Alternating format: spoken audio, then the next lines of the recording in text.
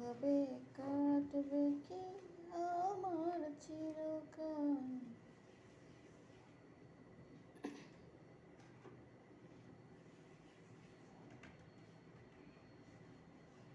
দেখো তোমার মেয়ে রুটি বানাইতেছে, বুঝতে পেরেছ? মেয়ে বড় হয়ে গেছে, কাম শিখাইতেছে, শ্বশুর বাড়ি যাবে না, এই জন্য কাম শিখাইতেছে।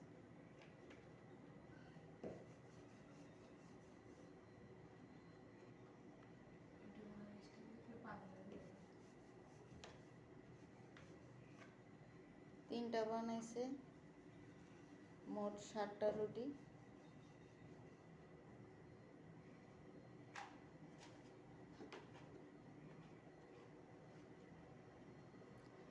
আমাকে ভুলে আবার নতুন করে অন্য কারো সাথে